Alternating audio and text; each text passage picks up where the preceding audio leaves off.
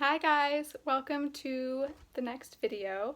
I don't know what part we're on. Maybe 5? I'm not sure. I don't remember anymore. So we just left off where Caliban told Stefano, over here in purple hair, right, purple hair? Oh, just kidding, pink hair, the pink haired one, whatever. He told him that if he went and killed Prospero and for Caliban, so that Caliban was free, then Caliban would work for Stefano instead, and Stefano could then marry Prospero's beautiful daughter Miranda. So we'll see if that actually happens. Suddenly, the air filled with strange music. Ariel was present. He used the music's charms to lure the three drunkards deeper into the forest, right toward a patch of thorns. Ferdinand, meanwhile, was hard at work fulfilling Prospero's commands so he might court his daughter.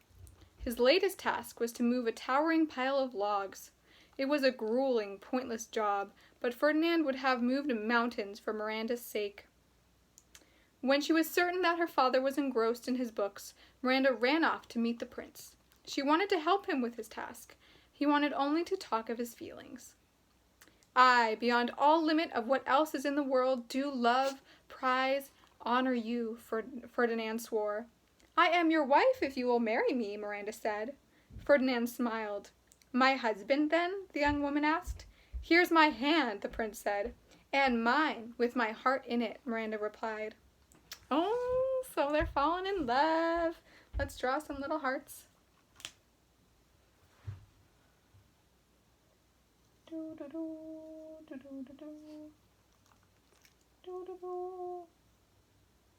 Alright, is that enough? So they are falling in love. The royal party, meanwhile, had entered a forest clearing, just as Prospero had anticipated. He was ready with more torments. With a flash of light, a banquet table appeared. It was piled high with luscious fruits and exotic foods. The hungry men circled the table warily. Finally, the king announced, I will stand to and feed. At once, the banquet disappeared. Ariel hovered in its place, disguised as an avenging bird with a great beak and sharp talons. So it's all magic. The spirit raised his wings and glared at Alonso, Sebastian, and Antonio. You are 3 men of sin. You did supplant good Prospero and expose him and his innocent child unto the sea. Now the sea had exacted revenge, Ariel continued. It had swallowed Alonso's son in payment for Prospero's drowned daughter. There would be further heartbreak and suffering, the spirit warned, unless the royal party atoned for their foul deeds. With that, Ariel vanished. Oh, so lots of lies going on right now. So Ariel, remember, where's Ariel? Oh, here. Here's Ariel. He's a little spirit, and he's tricking the royal party. So all these people over here. Oh, Antonio, King Alonso, and Sebastian. He's tricking all of them, and he's saying, because remember, they don't know yet if Ferdinand is alive. Someone says that they saw him make it out of the shipwreck, but Ariel just said that because they banished Prospero with Miranda 12 years ago, he's lying and saying Miranda died on that journey. And now, when they're shipwrecked, Ferdinand died in payment, so that both men will have lost their child. So he's saying, and if they don't say sorry for what they've done, so if Alonso, Sebastian, and Antonio don't say sorry for what they've done to Prospero, then someone else is going to die. And then Ariel disappeared. Antonio and Sebastian drew their swords and vowed to fight Ariel if he returned. But King Alonso sunk to his knees, repentant. So King Alonso, he feels really bad. Because right now he thinks that Ferdinand is really dead, but he's not. But Alonso doesn't know that. So Alonso sinks to his knees, he falls to his knees, and he feels really, really sorry. At that same moment, Alonso's son stood before the man his father had wronged. At that same moment, Alonso's son stood before them. So During this moment, in another area of the forest, Alonso's son, Ferdinand, is standing in front of Prospero. So that's how they change scenes right now. Prospero smiled. All thy vexations were but my trials of thy love, and thou hast wonderfully stood the test. So he's saying, oh, I just had you do all these things for me, Ferdinand, to really see if you truly loved Miranda. He joined Ferdinand's hand with Miranda's and gave them permission to marry. The magician conjured up some spirits to dance, sing, and entertain them all.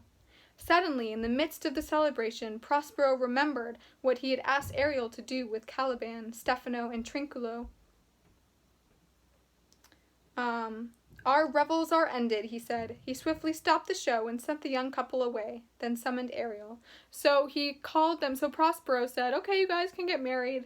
Did they marry, though, or did they just have a party? A celebration? I'm not sure, but basically Prospero said, okay, you guys can get married, and he threw them this big celebration, and then partway through the celebration he remembered that he had asked Ariel to go see what's happening with these guys, Stefano, Trinculo, and Caliban. So he stopped the party, he's like, wait, let's stop, and I need to go check on Ariel.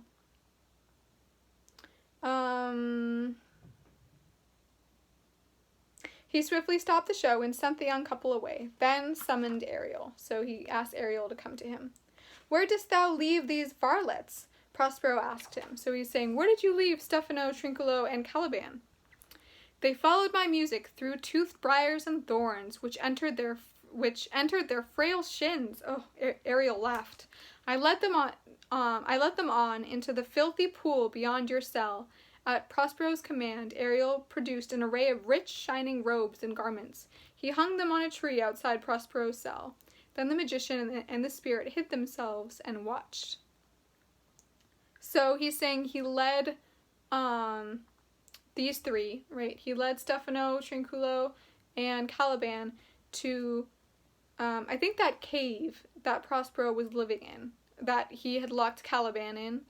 And they left a whole bunch of beautiful robes, so beautiful clothes, hanging outside of the cave, and they're hiding and seeing what's going to happen. Soon, Caliban, all scratched and mucky. Oh, so by the way, Ariel, as a joke, thought it'd be funny to have those three, Caliban, Trinculo, and what's the name, Stefano, walk through all these thorn bushes. So they're all hurt. Their legs are all scratched up. It's kind of mean. Okay, so soon Caliban, all scratched and mucky, entered the area. Stefano and Trinculo, equally muddy, followed. This is the mouth of his cell, Caliban whispered loudly. No noise, and enter. Do that good mischief which may take this island thine own forever, and I, thy Caliban, forever thy footlicker.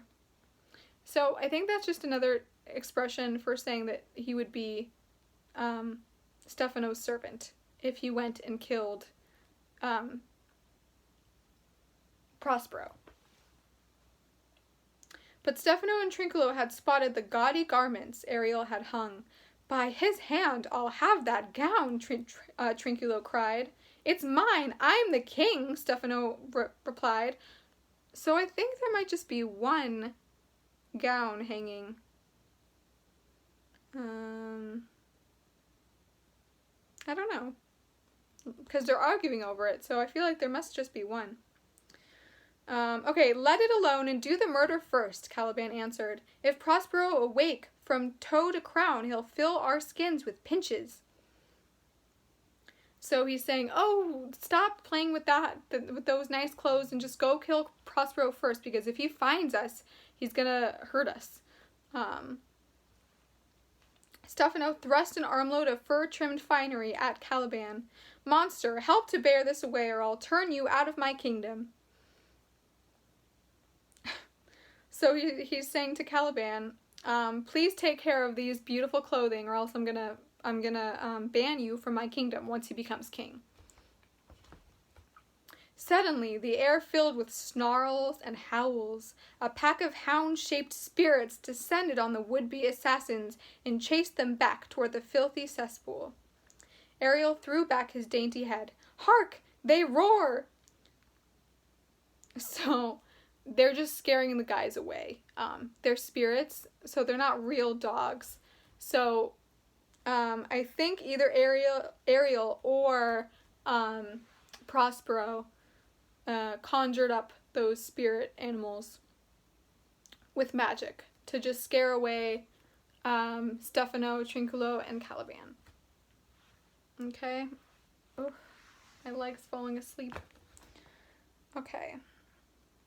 At this hour all mine enemies lie at my mercy, Prospero said. How fares the king and his followers? Ariel's smile disappeared. All prisoners, sir, in the lime grove, he replied. Your charm so strongly works them, that if you now behold them, your affections would become tender. Ariel paused. Mine would, sir, were I human. So Ariel's just saying all of the prisoners, so all these guys, are in the lime grove, and he's saying, but if you were to see them right now, you would feel so bad for them that you would start liking them. So he's saying you wouldn't want to be enemies anymore. Prospero was deeply moved by Ariel's speech. Spirits were not naturally given to pity. Hast thou, which art but air, a feeling of their afflictions? And shall not I, one of their kind, be kindlier moved than thou art? The rare action is in virtue, than in vengeance. Go, release them, Ariel. I'll fetch them, sir. Ariel vanished. So Prospero's saying, wow, because I guess spirits aren't naturally very kind, and if Ariel's saying that he feels bad for them, then Prospero is going to feel extremely bad for them, for the situation that he put them in. I think because, remember, Ariel told Alonso and everyone that Ferdinand is dead. And so Alonso is so sad. And so I think that's what Ariel feels bad about. And so Prospero is saying, oh, just go bring them to me. And I think he's planning to tell them what actually happened. Prospero stood alone with his staff and book of charms. He thought about all the powerful magic they had wrought. He would not need that kind of power to rule Milan. I'll break my staff, buried in the earth, and drown my book, he vowed. Then the magician went into his cell to put on his old official garments. Wow.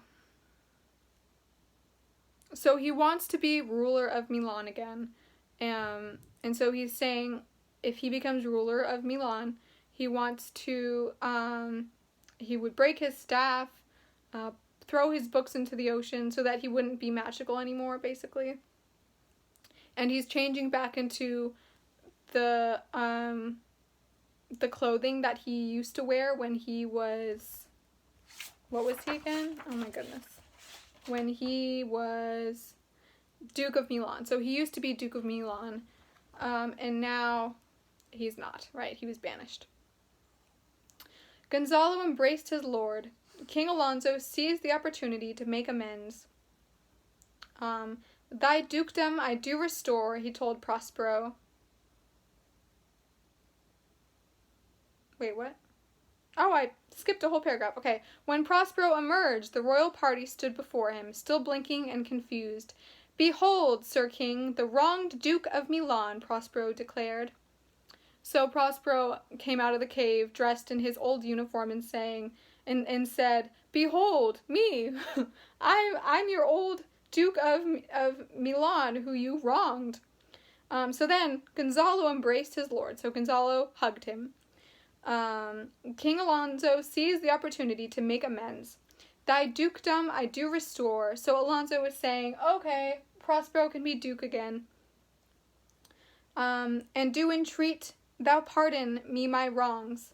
Alonso humbly knelt. So he's kneeling in front of Prospero and saying, please forgive me for what I have done to you.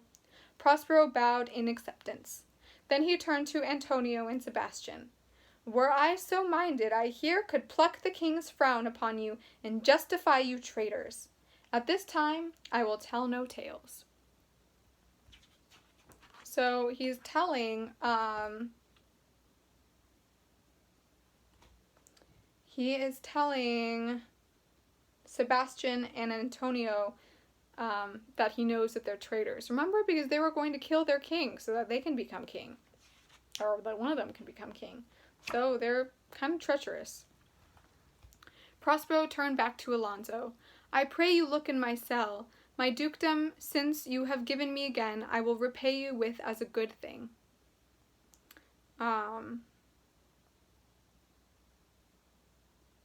So he's saying, thank you for making me duke again.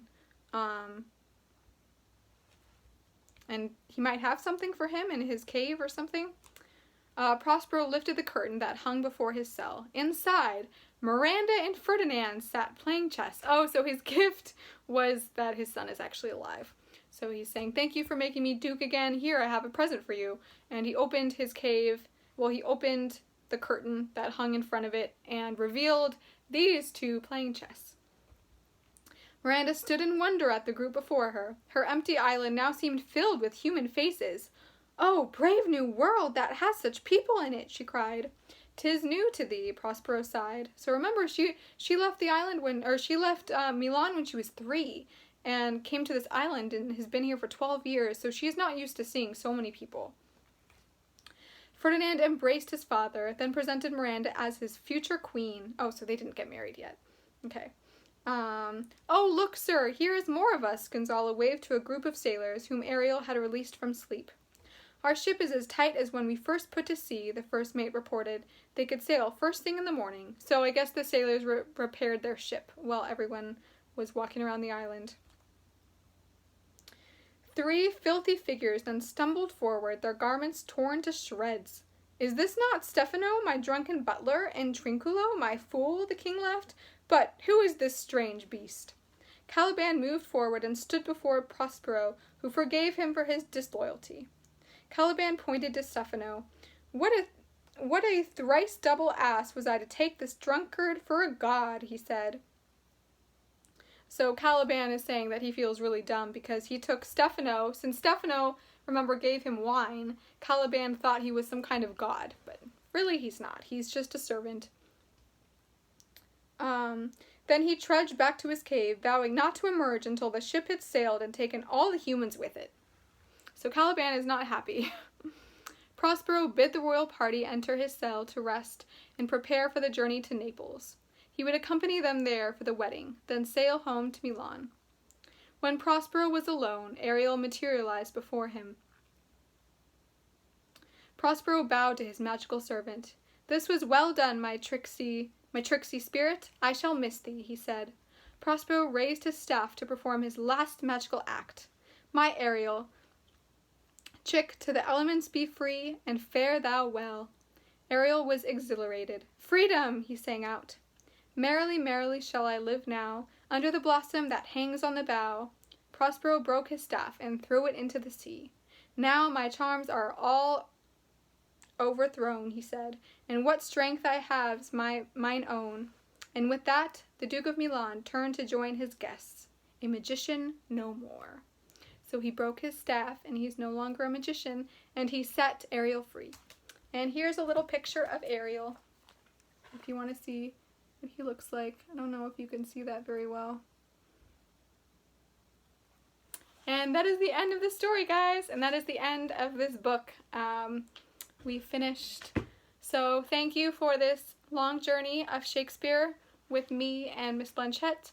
And I'll see you guys in another video, I'm sure. Bye!